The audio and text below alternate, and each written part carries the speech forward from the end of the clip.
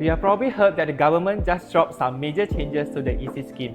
I know a lot of you are going to have questions, some of you are worried, some of you are excited, and some of you are just plain confused. So today, I want to do something a little different. I don't want just to tell you what changed, I want to walk you through the full story. Why did the government step in? Why these specific measures? And what does this actually mean for the market going forward? Let's get into it. To understand why the government made this move today, we need to go back to where EC actually started. It was 1995 when Singapore's property was booming, prices were climbing fast, and there was this group of Singaporeans stuck right in the middle. They earn too much to qualify for BTO flat, but for private condos, it's still way out of reach. We call this group the sandwich class. So the government came up with the solutions, a new housing type where private developers build it, but on a government subsidized land. So you get the condo facilities, the condo lifestyle, but at a price roughly 20 to 30% lower than a comparable private condo. That's the EC, Executive Condominium. And the intent behind it was clear, that EC are a home ownership scheme for genuine owner-occupiers, not an investment tool, not a fleeting vehicle. Simple, clean, well-intentioned. So what went wrong? So this is what happened over the last decade. Fast forward to the last 5-10 years and the picture started looking very different. EC prices have skyrocketed in recent years. In 2016, the median EC price was around 782 PSF, and by 2026, it's 1,843 PSF. That's roughly 135% growth in 10 years. It's more than double. And it wasn't just the prices. Back in 2020, about half of the EC buyers were first-timers, the people the scheme was designed for. But by 2024 and 2025, the number had dropped to just 30 to 40%. The sandwich class was slowly getting pushed aside. Now, why was that happening? Think about it from a second-timer's perspective. They have already owned a HDB, their flat has appreciated, and when they sell, they come back into the market with a lump sum of CPF and cash. They have more financial firepower than a first-timer who's never owned a property before. EC was becoming a wealth ladder, not just a home. Now look, there's nothing wrong with making money from property, but when a scheme built on the government subsidized land starts functioning mainly as a profit vehicle, it is fair to ask, is it still serving its original purpose? And the answer clearly was not as much as it should be. Why these specific measures? Now that we understand the problem, let's talk about why the government chose these specific measures. Every change is a direct response to a specific problem they were trying to fix. Measure 1. MOP doubled to 10 years. Let's start with the big one, the MOP. Minimum occupation period doubled from 5 years to 10 years. Now a lot of people immediately felt the pain. 10 years sounds like a very long time. But think about what the 5 years MOP was enabling. It was short enough that the buyers could treat EC almost like a medium-term investment. Fulfill MOP, sell, profit, upgrade, and repeat. The government wanted to break that cycle. The 5 years flip and upgrade game plan, that's now off the table. The message is clear, if you buy an EC, you are buying a home. You are committing to living there long term. This also brings EC in line with the Plus and Prime BTO categories, the government broader push towards long-term owner occupation. When people hear 10-year NOP, they forget to factor in the construction time. A new EC launched today, the construction typically takes 4 years. MOP only starts from the point you collect your keys. So realistically, you are looking at 14 years before you can sell freely on the open market. That's 14 years of being locked in, unable to compound, unable to ride market cycle. How many 14 years we have in our life? That's a serious commitment. Go in knowing exactly what you're signing up for. Measure 2. First-timer quota, 90% for 2 years. Under the old rules, 70% of the units were set aside for first-timers, and the priority window is just 1 month after launch. Now, it's 90% reserved for first-timers with a 2-year priority period before second-timers can even come in. This is the government directly addressing the problem I mentioned earlier. First-timer dropping from 50% to 30 to 40%. For first-timers, this is generally a good news. Less competition from second-timers at launch day. You have less stress, more units available for selections, and you have a better ballot chances. For second-timers, here is the reality.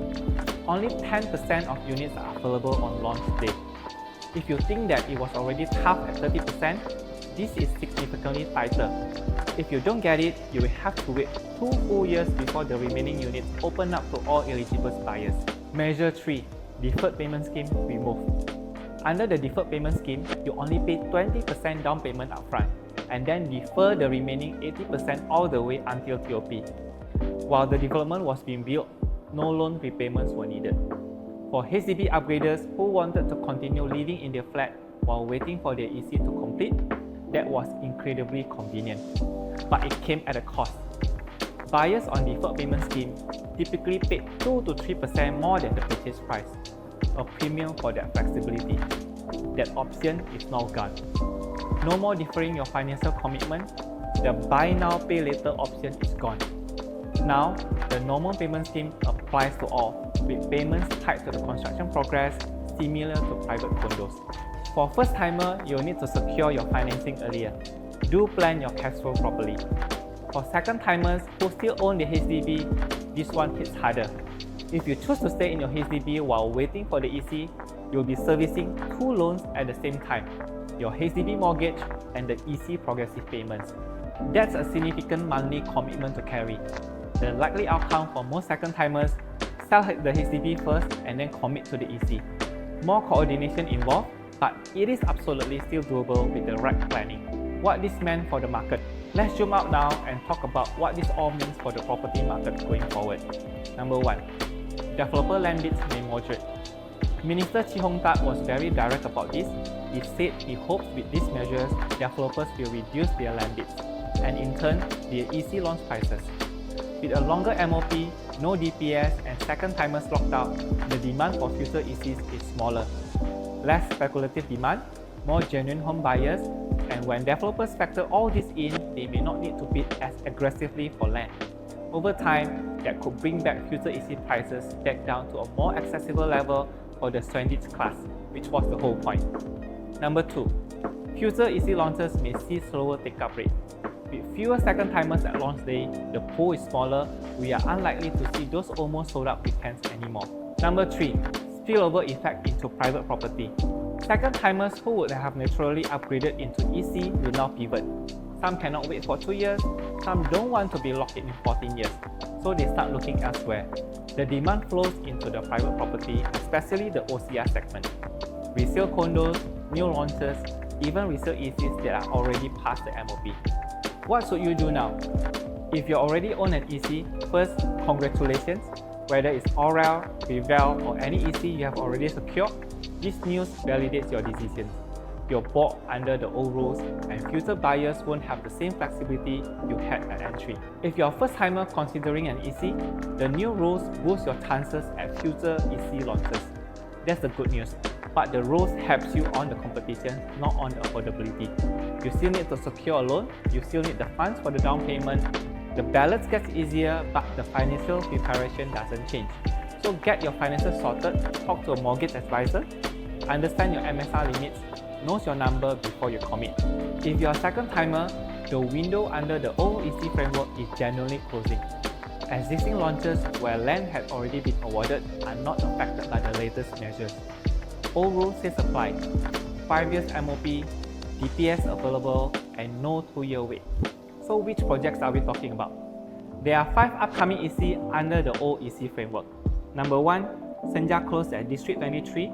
Number 2 and 3 at Woodlands Drive 17 at District 25. And number 4, we have Sembawang Road at District 27. And lastly, we have Miltonia Close at District 27. Once these 5 are gone, the next EC you look at are placed by completely different rules. So if you are still sitting on the fence, it's time to act now. At the end of the day, it's about maintaining stability and keeping housing affordable. Government looked at what was happening, a scheme that was built to help people own homes slowly turning into a wealth game. So they stepped in. And honestly, I think it was the right call. If you're watching this and still figuring out what's your next move, just drop me a message and we can have a chat. Just talk through the numbers and see what makes sense for you. And if this video helped, like and subscribe. It really does help more people to find this video. That's all from me today. See you in the next one. Take care.